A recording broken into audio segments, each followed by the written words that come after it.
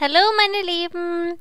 Heute zeige ich euch mal was anderes, als was ihr das sonst so gesehen habt. Und zwar zeige ich euch heute, wie ich Röschen modelliere. Die sind ganz klassisch, da seht ihr auch, wie ich die auf einer Torte, wie groß sie sind und wie die auf der Torte aussehen würden. Und ja, ich hatte da schon 2, 3 Fragen, deswegen wollte ich dem mal nachkommen. Also ich fange ganz normal mit meinem eingefärbten Fondant an, geht natürlich auch ganz normaler Weißer. Die Farbe ist dann natürlich euch überlassen. Und ich rolle mir diesen Fondant dann zu einem Strang, schneidet in gleich große Stücke. Die Stücke sind vielleicht, keine Ahnung, 1 cm mal 1 Zentimeter so. Und was ihr dann noch braucht, ist ein Gefrierbeutel, den ihr an der langen Seite und am Boden aufschneidet, sodass ihr sozusagen nur noch ein ganz großes, flaches Stück Plastik habt. Die restlichen zugeschnittenen Fondantknüppelchen, die tut ihr bitte in eine Tüte, damit die nicht austrocknen. Und davor legt ihr euch aber bitte 5 von den kleinen Knüppelchen legt ihr euch raus, weil ich meine Röschen aus insgesamt 5 Blättern mache. Das heißt, aus diesen 5 Knüppelchen müssen wir jetzt eine Kugel rollen. Dann legen wir uns die auf die Folie und dann fangen wir auch an, die Blätter damit platt zu walzen. Ich mache das jetzt immer sozusagen immer 2 Röschen gleichzeitig, also seid davon nicht irritiert. Im Endeffekt brauche ich nur 5 Blätter für eine Rose. So, und zwar drückt ihr alle diese Knüppelchen einmal mit eurer Handfläche platt und dann fangt ihr an und geht mit eurem Daumen oder eurem Zeigefinger, wie ihr lustig seid, macht ihr eine C-Bewegung sozusagen und drückt dadurch eine Seite platt, also ganz, ganz fein sozusagen. Und die untere Seite kann auch ein bisschen dicker bleiben. Das macht also nichts. Also einmal die eine Seite bitte schön versuchen flach zu drücken, platt zu drücken. Nicht zu dünn, wenn die zu dünn sind, dann reißt das natürlich, wenn wir das nachher von der Folie abreißen, aber ich glaube, so dünn macht das, glaube ich, auch keiner, von daher. So, was ihr dann noch braucht, ist nochmal ein Stück Fondant, so Daumengröße vielleicht. Und das müsst ihr dann in eine Kegelform rollen, so wie ich das jetzt zwischen meinen 2 Handflächen mache. Und da seht ihr, wie ich die Bewegung mache.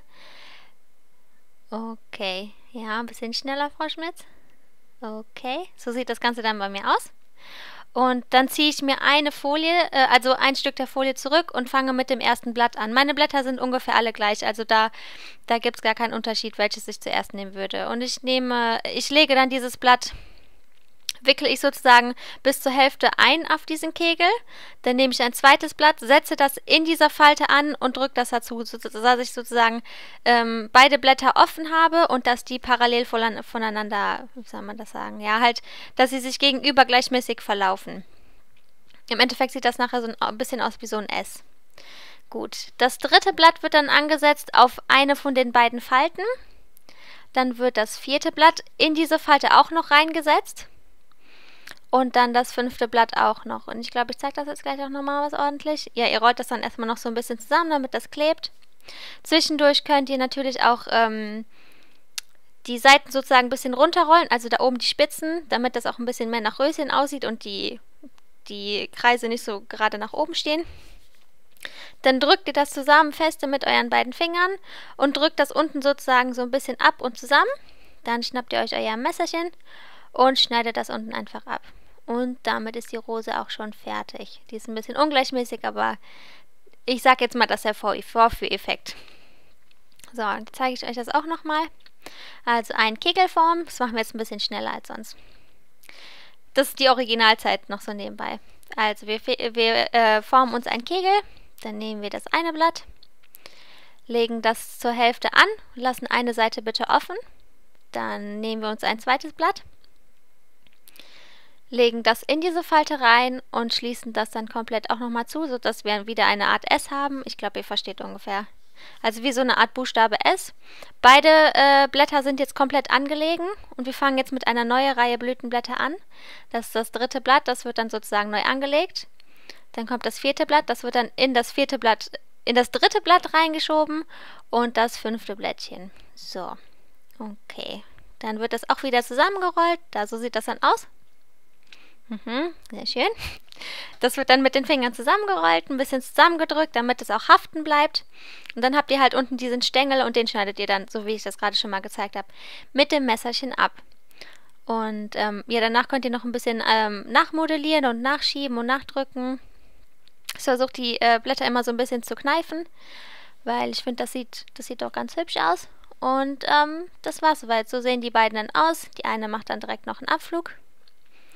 Und das war's dann auch soweit. Das waren dann halt, ich habe direkt mehrere gemacht, weil das halt für diese Torte war, die ihr eben gesehen habt, die ihr jetzt auch in 2 Sekunden nochmal seht. Und ja, was kann ich euch noch groß dazu sagen? Wer irgendwelche Fragen hat, Videowünsche, lasst mir das bitte unten in den Kommentaren da. Außerdem möchte ich auch, dass ihr mich abonniert, damit ihr immer schön mitbekommt, was ich für neue Videos mache, falls ihr das nicht eh schon gemacht habt. Ja, ich glaube, das war's. Ach so, was ich vielleicht noch anmerken sollte, weil das wahrscheinlich bei einigen die ersten paar Male der Fall sein wird. Ihr dürft nicht traurig sein und entmutigt sein, wenn die ersten 2, 3, 4, meinetwegen auch die ersten 50 Rosen sehr bescheiden aussehen. Das ist alles Übungssache, glaubt mir. Ich durfte in meiner Ausbildung durfte ich ca. 100 bis 200 Rosen machen. Dann kam mein Chef und hat, sagen wir, ca. 10 Rosen von den 150 Stück übergelassen. Und die anderen hat er alle der Reihe nach mit dem Daumen zerdrückt, weil die nicht hübsch aussahen. Also lasst euch da nicht entmutigen, das braucht einfach ein bisschen Übung und ein bisschen Arbeit. Nehmt euch die Zeit dafür und nach den ersten paar versteht ihr das und dann irgendwann geht euch das auch richtig locker von der Hand. Und was ich auch noch sagen wollte, ich habe das auf diese Art gelernt, aber ich sage auf keinen Fall, dass das die richtige Art ist, Röschen zu machen, weil es noch so viele andere Arten gibt, Rosen zu modellieren und Rosen herzustellen. Also ich hoffe, da kriege ich keine bösen Kommentare. Es gibt noch viele andere Möglichkeiten, so Röschen herzustellen. Okay, jetzt bin ich, glaube ich, fertig. Wem das gefallen hat, der lässt mir einen Daumen da. Lasst mir Kommentare da, wenn ihr Fragen habt. Schaut auch mal auf meinem Blog vorbei. Da gibt es auch immer ein paar spannende Infos zu den aktuellen Videos. Und ja, abonnieren nicht vergessen. Und wir sehen uns dann beim nächsten Video. Macht's gut, meine Lieben.